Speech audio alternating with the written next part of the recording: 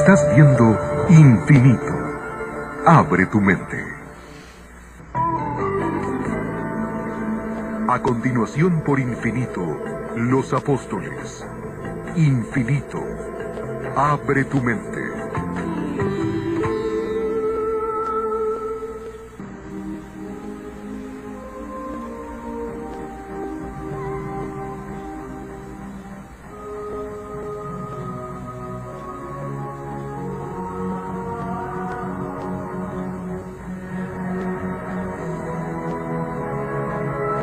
Los apóstoles.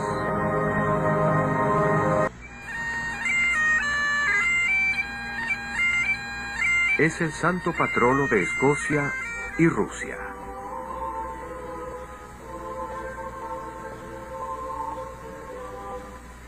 Para muchos cristianos fue el primer apóstol y puede rendírsele homenaje en Grecia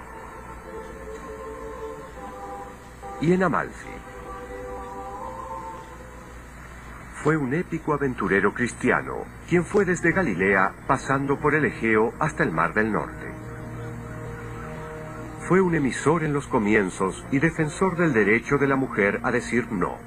Es el hermano de Pedro, Andrés. El apóstol Andrés a menudo es opacado por su más famoso hermano, pero en este episodio contaremos su historia. En esta segunda parte seguiremos las aventuras de Andrés e investigaremos cómo ayudó a formar iglesias, individuos y países a lo largo de la historia. Exploraremos nuevas evidencias arqueológicas que desafían la visión tradicional de los apóstoles pescadores. Comenzamos en el siglo I con el relato de Juan, sobre cómo Andrés, un discípulo de Juan el Bautista, conoció por primera vez a Jesús. Al día siguiente, Juan estaba con 2 de sus discípulos y vio a Jesús que venía y dijo: «He ahí el Cordero de Dios». Andrés, hermano de Simón Pedro, era uno de los 2 que habían oído a Juan y seguido a Jesús. Este halló primero a su hermano Simón y le dijo: «Hemos hallado al Mesías». El relato del llamado de los discípulos en Juan narra que los discípulos conocen a Jesús y son aceptados por él, mientras que en los otros evangelios, Jesús camina alrededor del río, chasquea los dedos y todos saltan. Eso me resulta un poco inverosímil. En el Evangelio de Juan, Andrés es el primero en ser llamado, provocando una reacción en cadena que atrae a otros discípulos. Él y Pedro ya estaban entre el grupo de seguidores de Juan el Bautista, quien había predicado sobre la llegada de un Mesías, y quien ahora lo reconocía en Jesús. Andrés y su hermano eran hombres con un ferviente deseo espiritual. Estaban tocados por la esperanza mesiánica, estaban preparados para aceptar el mensaje de Juan el Bautista, reformándose a sí mismos con la visión esperanzada de extender esa reforma a su pueblo, al pueblo judío. Y el pueblo judío estaba dispuesto a abrirse. En una Palestina totalmente dominada por los romanos y sus hombres, muchos buscaban un Salvador que trajera el fin de los tiempos y la nueva orden. El centro religioso de la región era el Templo de Jerusalén. Pero ahora que Jesús había aparecido en escena y estaba por comenzar su gran proyecto, la épica transformación espiritual se iniciaría aquí, en el norte, alrededor de las costas de Galilea. Estamos en la costa norte del lago, donde el río Jordán entra al mar de Galilea. Y a mi derecha está Betsaida, que fue el hogar de Pedro y Andrés. Luego se mudaron a Cafarnaúm, que está sobre la costa, detrás de mí. Estos 4 elementos son los sitios geográficos centrales en la historia de los evangelios en Galilea. Estos son lugares reales. Podemos visitarlos. Pero ¿qué hay de los propios apóstoles? Los hombres que estaban por embarcarse en esta gran aventura. ¿Qué podemos saber sobre estos hombres del siglo I?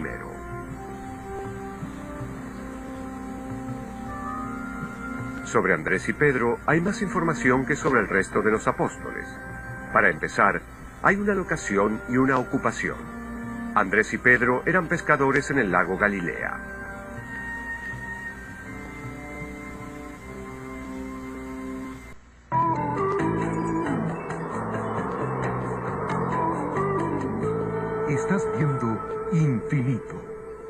abre tu mente.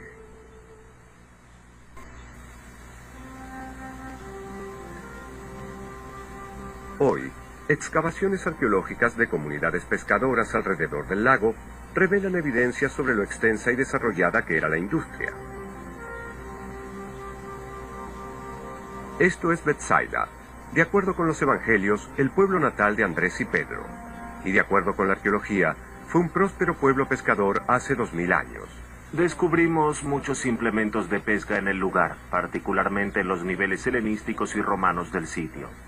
Hallamos anzuelos, descubrimos toda clase de anzuelos. Algunos estaban en mal estado y otros estaban preparados para pescar. Lo que significa que aquí hubo una industria de pesca. Otra cosa que hallamos fue plomos para las redes. Eso significa que aquí pescaban no solo con anzuelos, sino también pescaban con redes. Es decir, pescaban para consumo personal y también lo hacían para vender en el mercado. Para algunos historiadores bíblicos, estas evidencias se oponen a las descripciones convencionales de Andrés y Pedro y demuestran que fueron más que simples pescadores. La visión tradicional de Simón y Andrés fue establecida por Lucas, quien los llama hombres ignorantes y comunes. No creo que eso sea cierto. Simón es una palabra griega, Simeón es la semítica, Andrés es puramente griego, así que debió ser una familia bilingüe. Una de las casas excavadas en Betsaida es sin dudas la casa de un pescador y es más grande que las casas promedio. Entonces, yo diría que claramente eran de clase media alta en comparación con la población del lago.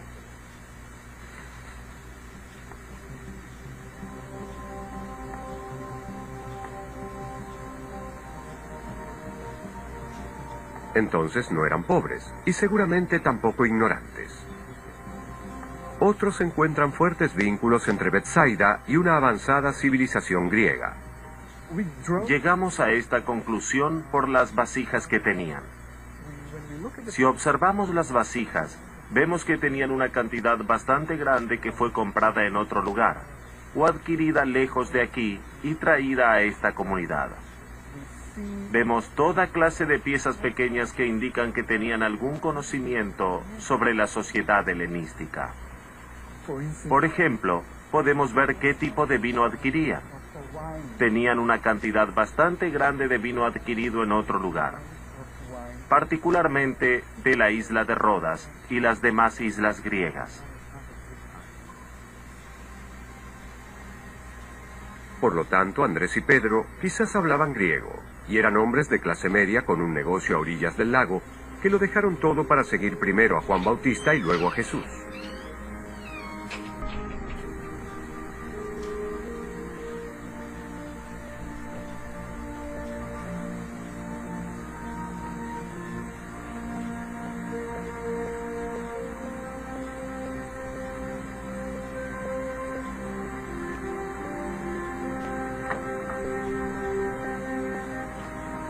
Aparentemente fueron muy astutos para trasladar el negocio familiar 4 kilómetros al otro lado del Jordán, a Cafarnaum o Cafarnaum, para pagar menos impuestos. Que se hayan mudado para reducir impuestos demuestra la clase de hombres que eran Simón y Andrés, prácticos hombres de negocios. No eran oportunistas esperando algo que les diera importancia, sino que fueron importantes por derecho propio. Hicieron un sacrificio para seguir a Jesús y lo hicieron inteligentemente porque percibieron algo. Seguramente no podrían decirnos qué, pero percibieron algo. Hoy, en Cafarnaum, una iglesia moderna yace sobre los restos de la casa que muchos creen que Andrés compartía con Pedro. Es posible que Santiago y Juan también hayan vivido cerca. Cafarnaum se convirtió en la base de Jesús cuando se preparaba para la campaña. Yo creería que Cafarnaum fue un lugar de desarrollo, que Jesús seguramente tenía la intención de desarrollar su relación con Simón y con Andrés.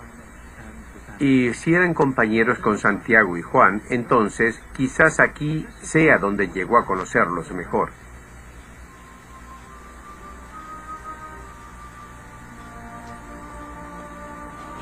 Debió ser un lugar de contemplación para Jesús, pero tenía que encontrar una audiencia, así que debió ir de un pueblo a otro por las colinas o alrededor del lago, buscando a alguien que escuchara su mensaje.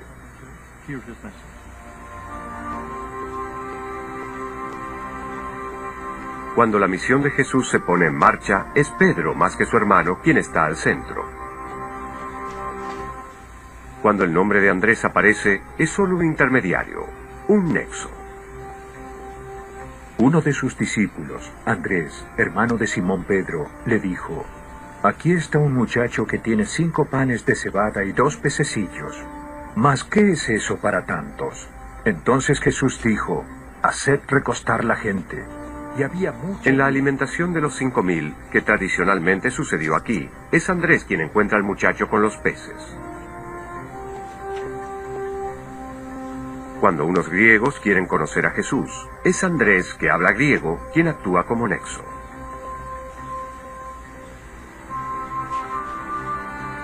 Luego de estos acontecimientos, Andrés se desvanece como un personaje individual en los evangelios. Podríamos asumir que acompaña a Jesús y a los demás a Jerusalén, y participa allí de los sucesos, que experimenta la resurrección, que renueva y fortalece a los apóstoles, pero sus acciones y reacciones no están registradas. Después de los sucesos descritos en el Nuevo Testamento, aparece solo como un misionero y héroe cristiano. En ese momento todos los apóstoles estábamos en Jerusalén y nos repartimos las regiones del mundo, de modo que cada uno de nosotros pudiera ir a la región que le había tocado y a la nación a la que el Señor nos había enviado. Luego de la resurrección, los apóstoles partieron a difundir su palabra. En comparación con la personalidad tranquila que presenta en los evangelios, los hechos de Andrés durante el siglo II lo describen teniendo muchas aventuras, como en una odisea cristiana viaja por el Mediterráneo y el Egeo. En Asia Menor lucha contra hechiceros y demonios, y rescata a compañeros misioneros de los caníbales. Según la tradición, vino a descansar aquí, a Patras, en el sudoeste de Grecia. Είναι γνωστό ότι ο Απόστολος Ανδρέας Se sabe que el apóstol Andrés llegó a Patras a una edad avanzada. προκεφαλισμένη ηλικία και εδώ βεβαίως ήλθε για να κηρύξει Obviamente vino a predicar la fe cristiana, la verdad de Cristo, αλήθεια του Χριστού ya que fue el primero en ser llamado por el Señor a la misión apostólica. του Κυρίου εις το αποστολικών έργων. Εδώ, Aquí en Patras, αφού una vez que comenzó a predicar y enseñar la nueva religión, como era de esperarse, enfrentó una serie de dificultades, tentaciones y reacciones. και αντιδράσεις. Esta iglesia celebra la vida de Andrés y los sucesos que llevaron a su martirio a la orilla del mar. Él predica y hace sanaciones milagrosas. Cura a un sirviente de Estratocles, hermano del cónsul romano Egéates. Enseguida este se convierte y depone las armas. Andrés dirige su atención a la esposa del cónsul, Maximila. Le cura una misteriosa enfermedad. Ella se convierte y, alentada por Andrés, impone una prohibición sexual sobre su pagano esposo Egéates. Este, ya indignado por la conversión de su hermano, ordena que arresten a Andrés y lo crucifiquen atado con los miembros extendidos a un árbol. Andrés tarda 3 días en morir, predicando todo ese tiempo. La iglesia de Patras se construyó según esta leyenda, en el lugar de su martirio. Esta es su tumba. El padre Nicolaos dice que este es el verdadero cráneo de San Andrés, devuelto por el Papa en un gesto de buena voluntad en 1964. Para estos cristianos ortodoxos, los restos de Andrés son vitales agentes de fe, representaciones físicas de un apóstol amigo que los acompaña en sus vidas cotidianas. Creo en el apóstol Andrés. Y creo que el apóstol Andrés me ayudará en mi vida con su bendición. Σε θέματα υγείας, Muchas veces cuando le ruego que me ayude, que me diga exactamente qué debo hacer en un momento difícil, veo que luego de rezarle al santo cráneo, mi mente se abre.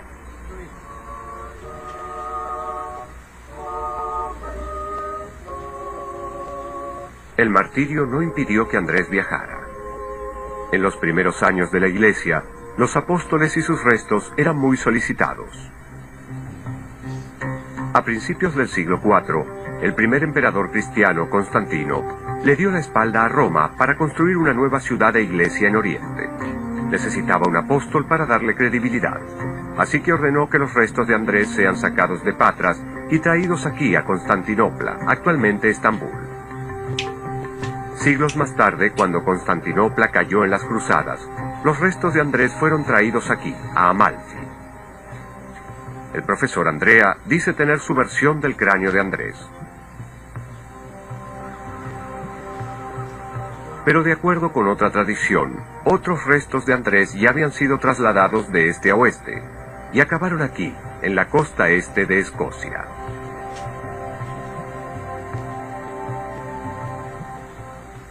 Según la leyenda, hubo una figura sacerdotal de nombre Regulus, quien llegó desde Petras o de Constantinopla trayendo algunos huesos, supuestamente de San Andrés. Un ángel le había ordenado que oculte, o mejor dicho, que robe esos huesos y los lleve lejos, a un lugar lejano del mundo. Y llegó a un cabo rocoso aquí, que en esa época se llamaba King Raymond. Ese lugar se convertiría en San Andrés. La historia de Regulus tal vez se inventó en los años siguientes para justificar los restos que en realidad habían sido traídos desde el sur. El culto de Andrés creció, atraía a seguidores, y eventualmente se construyó una gran catedral en 1318 dedicada a él.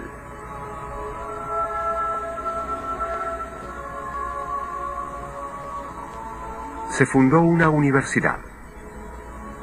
San Andrés se convirtió en atracción para los peregrinos.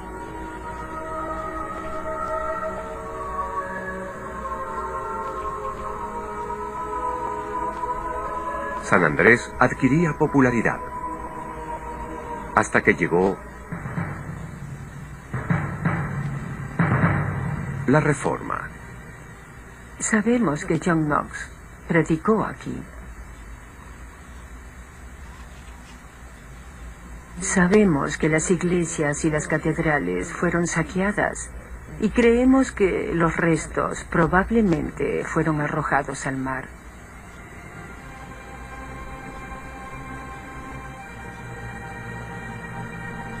Este pudo haber sido el fin de Andrés como la principal figura religiosa de Escocia, pero para entonces ya influenciaba la vida de las personas de otra forma, y Escocia luchaba por nombrarlo su santo patrono nacional.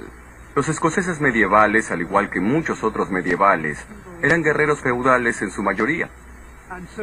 Y lo que intentaban hacer con Andrés era usarlo como santo patrono de la guerra. Tal como usaron a San Jorge, yo diría abusaron. En la época de la victoria de Robert de Bruce sobre los ingleses en Bannockburn en 1314, habitualmente se invocaba la protección de San Andrés. Los soldados de Bruce le rezaban a él, usaban el emblema de su cruz y gritaban su nombre durante la batalla. En lo diplomático, las primeras conversiones de San Andrés al pueblo escocés se utilizaron como evidencia en la declaración de Arbroath, que en 1320 presentó los argumentos ante el Papa a favor del derecho de Escocia de existir. Pero no fue así. Escocia se alió con su más poderoso vecino, y lo que sigue es historia. En la actualidad, San Andrés es conmemorado una vez al año, y su nombre perdura en las sociedades y en las plazas de la capital financiera, templos que dan mérito a la prudencia fiscal. Solíamos usar a Andrés como nombre de algunas calles, lo cual es algo post-reformista, tonto de hacer, es muy típico de Escocia. ¿Y qué saben los escoceses de la actualidad sobre su santo patrono? No mucho, no. Me temo que no sé demasiado sobre él. No tengo la menor idea. No puedo decir nada. Ahora se me nubló la mente. Soy escocés, pero no sé mucho de historia. Es terrible. De hecho, yo viví en San Andrés. Creo que fue crucificado al revés, pero no sé más. No podría decir mucho más de él. El legado más evidente de Andrés es su cruz diagonal. Se convirtió en la base de la bandera nacional de Escocia, el Saltire. Desde la autonomía está en todas partes.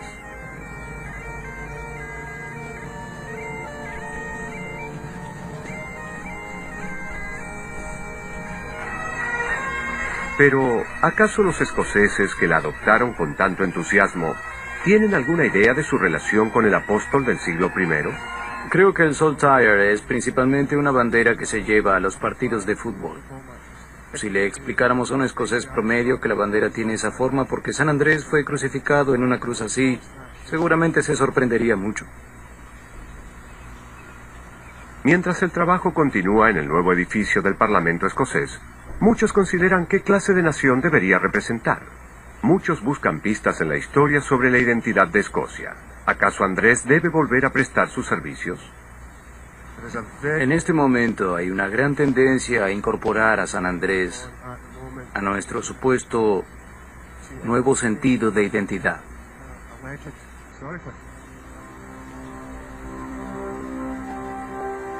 Pero para otros, el Andrés que convirtió a paganos belicosos y defendió la castidad en Patras en el siglo I es un modelo muy apropiado para la Nueva Escocia. Hoy observamos la nación escocesa y nos preguntamos, ¿qué clase de valores podemos representar? Es por eso que creo que el pacifismo y el feminismo de San Andrés son sumamente importantes para trazar nuestro camino. Porque básicamente lo que San Andrés representa y la razón por la que fue martirizado es por defender los derechos de la mujer de decir no.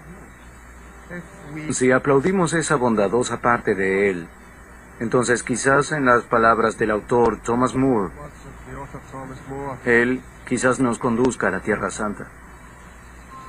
Él estaría más que feliz de hacerlo. Durante su vida fue un emisor, y luego de su muerte fue fundamental en moldear la vida de las iglesias, de los individuos y de los países. Tal vez sea su integridad la que debiera ser imitada y recordada. En el próximo episodio, el apóstol Juan, cuyo nombre está asociado a dos de los libros más poderosos del Nuevo Testamento que proclaman el comienzo del mundo y su fin.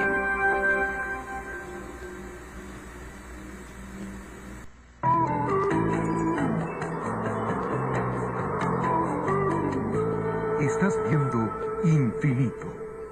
Abre tu mente. Infinito. Abre tu mente.